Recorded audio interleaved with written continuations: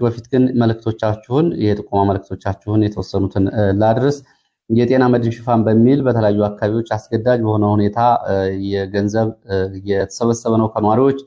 ቡሬ አካባቢ ይህንን መልእክት አድርሳችሁኛል። ጎጃም ይሄ ገንዘብ ለሚሊሻ እንደሚተላለፍ እንደዚሁ ታውቋል። ማታ ማታ ሮንድና ጥበቃ የማትወጡ ከሆናችሁ በሚል ከፍተኛ ገንዘብ ነዋሪዎች እየተጠየቁ ይገኛሉ። ይህ እንግዲህ በጤና መድን ሽፋን እየተሰበሰበ ያለው ገንዘብ ለጸጥታ ለሚሊሻ ክፍያ እየሆነ እንደሆነ የሚገልጽ መረጃ ነው። ሌላው ለቤት ስራ ማህበራት በተለያዩ ከተሞች ባህር ዳር፣ ደሴን ጨምሮ የተለያዩ ማህበራት አደረጃጀት በተመለከተ ግለሰቦች ለመመዝገቢያ በሚል 5500 ብር ቅድሚያ ክፍያ እየተጠየቁ ነው።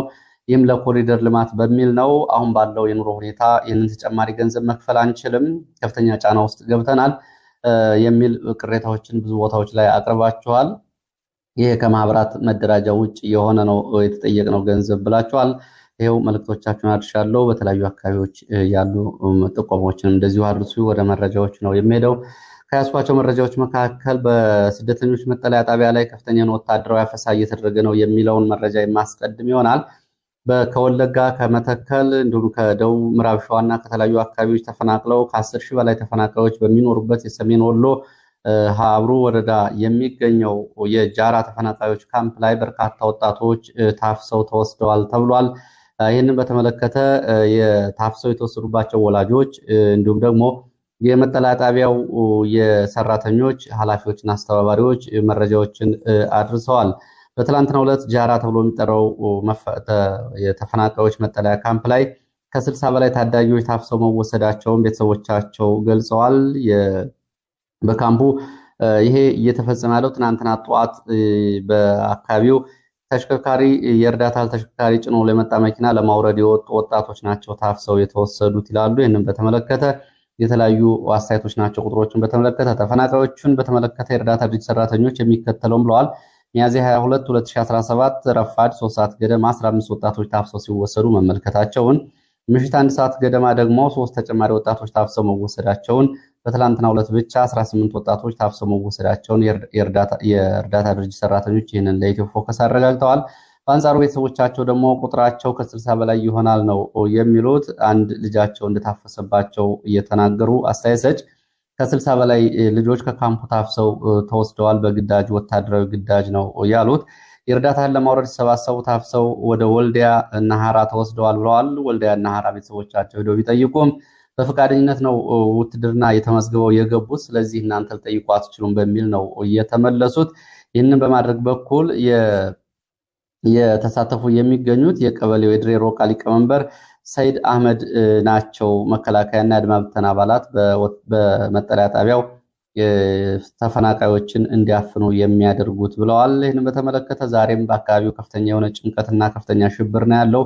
ዛሬም እንደዚሁ ላፈሳ ወደ ካምፑ የመንግስት ወታደሮች በሰይድ አህመድ ሊቀመንበሩ ማለት ነው የድሬ ሮቃ በሱ እየተመሩ መጥተዋል ነው የተባለው። ወጣቶቹ በአካባቢው ከተማም ስለሌለ መደበቂያም ስለሌለ ወደ አፋር ሄደን እንዳናመልጥ አፋር ያለው ችግር ይለያል፣ እንዲሁም ደግሞ ወደ አካባቢ እንዳንሄድ አካባቢን አናውቀውም ተፈናቃይ ነን በሚል ከፍተኛ ሽብር ውስጥ ነው የሚገኙት። ከዚህ ጋር በተያያዘ አስገዶ መድፈርን በተመለከተ በካምፑ ተደጋጋሚ አስገዶ መድፈር ይፈጸማል። በትናንትና የመረጃ ጊዜያችን እንደቀረበው በአካባቢው የስልጠና ያላጠናቀቁ እንዲሁም ደግሞ የመስክ ላይ ስልጠና ትወስዳላችሁ በሚል ከወታደራዊ ካምፖች የወጡ ከ1000 በላይ ወታደሮች በአካባቢው ስልጠና እየወሰዱ ነው የሚገኙት። እነዚህ ወታደሮች በየቀኑ በተደጋጋሚ በቡድንና በተናጠል በካምፑ በሚገኙ ልጃገረዶች፣ ታዳጊ ሴቶች እንዲሁም ደግሞ ባለትዳርና እናቶችን ጭምር በተደጋጋሚ አስገዶ መድፈር እየፈጸሙ ነው የሚሉት። ይህንን በተመለከተ የካምፑ አስተባባሪዎች በአካባቢው አረቂ መሸጥ ጀምረው የነበሩ ቤቶች ነበሩ፣ እነዚህንም እንዲዘጉ እንኳ አድርገን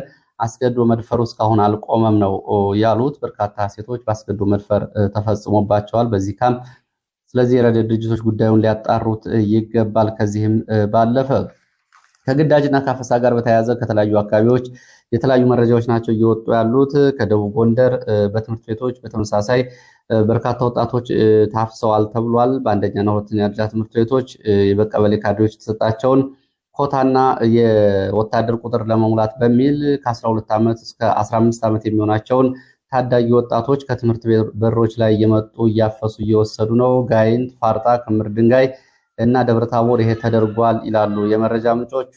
እንደ መረጃ ምንጮቹ ከሆነ የተወሰኑ ትምህርት ቤቶች ከተማ ውስጥ ያሉ ትምህርት ቤቶች ናቸው አሁን በከተማ ውስጥ ትምህርት የሚያስተምሩት። ከዛ ውጭ በአማራ ክልል በተለያዩ አካባቢዎች ባለው ጦርነት ምክንያት ትምህርት ተዘግቷል። በከተሞቹ ላይ እንግዲህ እንዲህ አይነት አፈሳ መደረጉን ተከትሎ በርካታ ቤተሰቦች ጭንቀት ላይ ወድቀዋል። ልጆቻችንን ወደ ትምህርት ቤት ለመላክ እንቸገራለን እያሉ ነው የተባለው። እንግዲህ በተለያዩ አካባቢዎችም በኦሮሚያ ክልል በአማራ ክልል የተደረጉ ያሉ አፈሳዎችን እና ወጣቶችን ወደ ወታደራዊ ካምፕ በግዳጅ ማጓጓዝን በተመለከተ በየቀኑ የተለያዩ መረጃዎች ናቸው እየወጡ የሚገኙ። ትናንትና ቢቢሲ ይዞ በወጣው ዘገባ በናዝሬት ከተማ ወጣቶች የኪስ ገንዘብ ይዘው እንደሚንቀሳቀሱ ቢቢሲ ዘግቧል። ይሄ የሆነው ደግሞ ድንገት የሚይዟቸው የመንግስት የጸጥታ ሰዎች ካሉ ገንዘብ ሰጥተው ለማምለጥ በኪሳቸው መጠባበቂያ ገንዘብ ይዘው እየተንቀሳቀሱ ነው የሚገኙት። በኦሮሚያ ክልል ከአስገድዶ አፈሳና እንዲሁም ደግሞ የግዳጅ ወታደራዊ ዘመቻ ጋር በተያያዘ በየቀበሌው ለማሳያነት በሚል 2 የቀበሌ አስተዳዳሪዎች ወደ ወታደራዊ ማሰልጠኛ ጣቢያዎች እንዲገቡ ወይም ደግሞ እንዲዘምቱ ተወስኗል። ብዙዎቹ እንግዲህ የተለያየ በሽታ አለብን በሚል ሰበብ እየፈጠሩ ላለመዝመት የሚያደርጉት የተለያየ ሰበብ አለ። ሆኖም ግን 2 በየቀበሌው መዝመት አለበት፣ እናንተ ካልዘመታችሁ ሌላው ማንን አይቶ ይዘምታል በሚል ይህ ግዳጅ ተጥሯል ነው የተባለው።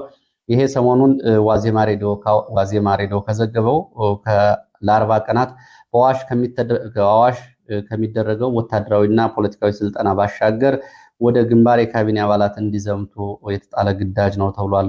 በኦሮሚያ ክልል እንግዲህ በተለያዩ አካባቢዎች እንደዚሁ ብር ሸለቆ ዙሪያ ክሊኒክ፣ ወርቃማ ሰንሰል በተባሉ አካባቢዎች የጉልበት ሰራተኞች ታፍሰው ወደ ወታደራዊ ካምፕ ስለመወሰዳቸው እንደዚሁ ብር ሸለቆ ወታደራዊ ማሰልጠኛ ጣቢያ አካባቢ የወጡ መረጃዎች ያሳያሉ። የመንግስት ወታደሮች በተጨማሪ 4 ወጣቶችን ከብት ጥበቃ ላይ የነበሩ ረሽነዋል። ይህን ያደረጉት ከማሰልጠኛ ጣቢያ የወጡ ምልምል ወታደሮች ናቸው። በአካባቢው አሰሳና ቅኝት በሚል